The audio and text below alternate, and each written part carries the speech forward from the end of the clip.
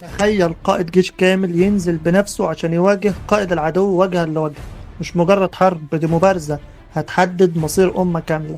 في واحدة من أشهر وأخطر لحظات التاريخ خرج قائد الفرس هرمز من بين جيشه وصرخ بأعلى صوته: فين خالد بن الوليد؟ خرج سيف الله المسلول خالد بن الوليد بثقة مرعبة لمواجهة الطاغية وقتله.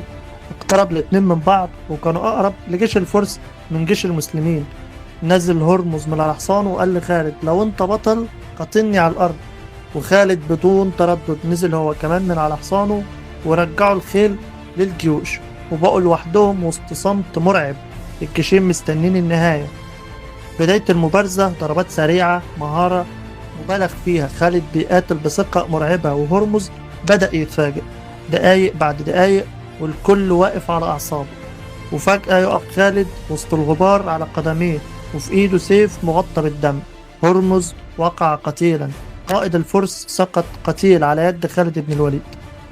صدمة رهيبة ضربت جيش الفرس. ازاي قائدهم يتقتل في واحد من أشهر لحظات التاريخ ويموت على يد واحد من العرب؟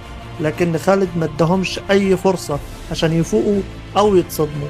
أمر فورا بالهجوم الشام والعام على جيش الفرس. جيش الفرس انهار وصفوفه اتفككت والمسلمين اخترقوهم من الداخل، والنصر كان حليف المسلمين. انتهت المعركة بانتصار عظيم للمسلمين في معركة اتسمت بعد كده قازمة، واللي اتعرفت كمان بمعركة ذات السلاسل.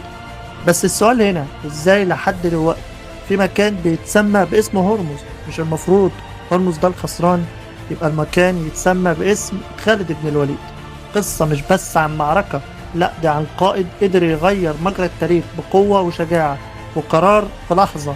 لو عايز قصص تاريخية بنفس القوة دي، اعمل لايك، شير، سبسكرايب واشترك في القناة، عشان لسه في قصص أخطر بكتير.